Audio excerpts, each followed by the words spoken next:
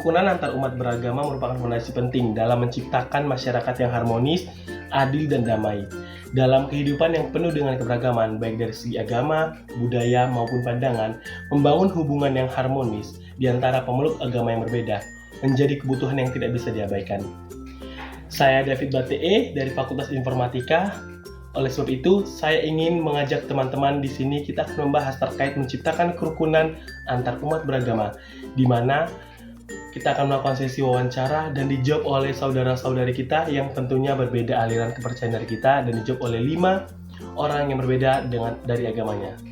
Di mana pertanyaan yang saya akan berikan akan dijawab langsung dari saudara-saudari kita yang memiliki latar belakang atau aliran kepercayaan yang berbeda dengan kita. Langsung saja kita ke pertanyaan yang pertama.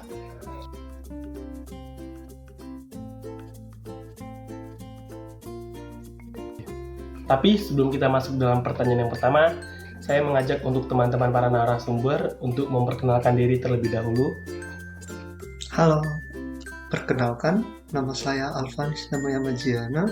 Saya perwakilan dari agama Kristen Protestan. Halo, perkenalkan nama saya Francisca Putri Deviani Simbolon. Di sini saya sebagai perwakilan dari agama Katolik. Baik, perkenalkan nama saya Nabila Zahra Lubis, saya beragama Islam.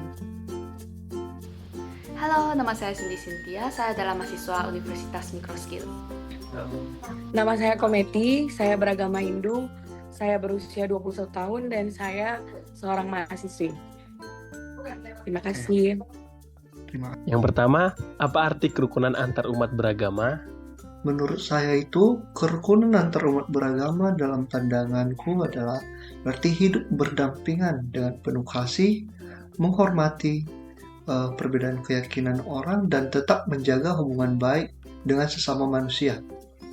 Kerukunan ini mencerminkan ajaran Yesus Kristus untuk saling mengasihi tanpa membedakan latar belakang agama, sehingga tercipta keharmonisan dalam kehidupan bermasyarakat.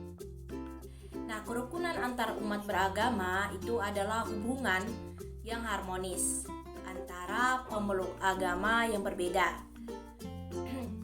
yang berdasarkan saling menghormati, toleransi, dan kerjasama untuk menciptakan kedamaian dalam kehidupan bersama. Menurut saya, kerukunan antara umat beragama adalah kondisi harmonis di mana individu dan kelompok dari berbagai agama saling menghormati, bekerja sama, dan hidup berdampingan dengan damai.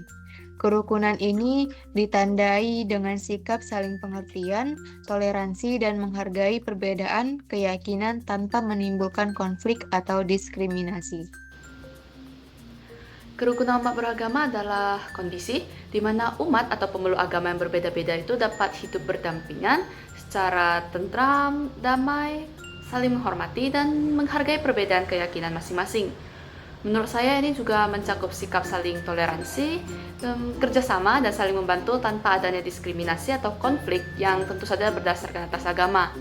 Dalam konteks lebih luas mungkin kerukunan umat beragama bisa berarti upaya kita bersama untuk menciptakan masyarakat yang harmonis. Kerukunan antara umat beragama dalam agama Hindu adalah di mana hubungan antara semua manusia beragama yang di mana mereka itu saling menghargai, saling menghormati di dalam lingkungan sekitarnya. Seperti itu. Terima kasih. Yang kedua, mengapa penting menciptakan kerukunan antar umat beragama? Menurut saya, menciptakan kerukunan antar umat beragama itu sangat penting dikarenakan sebagai umat Kristen, kita dipanggil untuk menjadi teladan dan membangun perdamaian dan menjaga harmoni di tengah masyarakat. Dengan hidup rukun, kita dapat menunjukkan nilai-nilai kasih dan kemanusiaan yang membawa manfaat bagi semua orang, serta membantu memperkuat persatuan di tengah perbedaan kita. Menciptakan kerukunan antar umat beragama itu penting untuk menghindari konflik dan ketegangan antar kelompok agama yang bisa mengganggu stabilitas sosial kita. Karena ya masih cukup banyak berita-berita di Indonesia ini kayak tentang kurangnya kerukunan antar umat beragama. Nah, kerukunan ini juga memperkuat rasa toleransi dan menghargai perbedaan, membangun persatuan dalam masyarakat yang multikultural. Baik, menurut saya untuk menjaga perdamaian, lalu untuk memperkuat persatuan dan mendorong pembangunan masyarakat. Tentu saja kerukunan itu penting ya.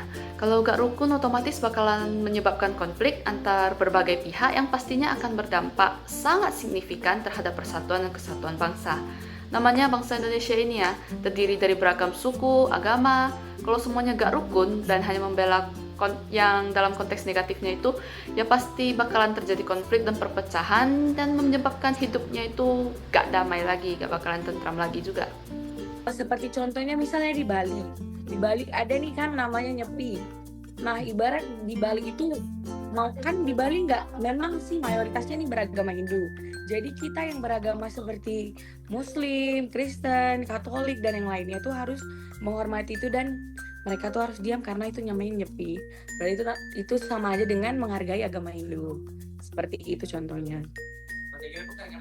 Dan yang terakhir, apa dampak dari intoleransi dalam masyarakat? Menurut saya dampaknya itu sangat besar ya. Intoleransi dalam masyarakat dapat menimbulkan perpecahan, konflik, dan ketidakadilan yang merusak hubungan antar individu maupun antar kelompok. Sikap tidak saling menghormati ini juga menciptakan suasana yang hidup dengan penuh ketegangan dan menghambat terciptanya kedamaian yang seharusnya menjadi dasar kehidupan masyarakat dalam Indonesia. Nah, intoleransi dalam masyarakat kita ini dapat menyebabkan berbagai dampak negatif. Kayak misalnya konflik dan kekerasan antar kelompok, baru pemisahan sosial, dan juga ada diskriminasi terhadap individu atau kelompok tertentu. Misalnya aja kayak di beberapa daerah penolakan terhadap pembangunan rumah ibadah atau diskriminasi di tempat kerja yang mungkin sering terjadi karena adanya perbedaan agama. Atau mungkin dampak lainnya itu adalah menghambat kerjasama dalam pembangunan sosial dan ekonomi serta menurunkan kualitas hidup masyarakat kita. Seperti itu. Menurut saya itu intoleransi dapat memicu perselisihan, diskriminasi, bahkan konflik fisik antar kelompok agama. Lalu yang kedua itu ada intoleransi membuat masyarakat terpecah belah, lalu mengurangi rasa saling percaya dan sikap solidaritas. Yang terakhir menurut saya itu konflik akibat intoleransi mengganggu stabilitas, lalu menghambat investasi dan merugikan ekonomi masyarakat. Sikap intoleransi berarti kebalikan dari toleransi ya. Jadi dasarnya itu manusia kan makhluk sosial. Ya pasti harusnya saling bersosialisasi, berkomunikasi satu sama lain. Dan kita juga tidak hanya bisa mengandalkan orang lain yang kita anggap sama dengan kita. Jadi kita hanya bantu yang ibaratnya itu satu kubu dengan kita, gak peduli kubu lainnya. Jadi dari hal sekecil ini aja bakalan jadi konflik yang besar suatu saat nanti. Karena gak ada pihak yang mau mengalah, semuanya itu kan mau menang sendiri, bela agama sendiri doang. Jadi dari sikap intoleransi ini bakalan sangat memecah belah masyarakat dan menyebabkan runtuhnya kerukunan antar masyarakat juga. Tujuannya itu adalah toleransi antar semua umat beragama. Hidup rukun, kan kerukunan. Kita tuh tidak mau adanya peperangan, tidak mau adanya terpecah belahnya, ibarat nggak mau ada perbedaan seperti itu, harus rukun, harus tentram dan damai. Semua agama adalah satu, semua harus menghargai setiap agama yang ada, saling toleransi.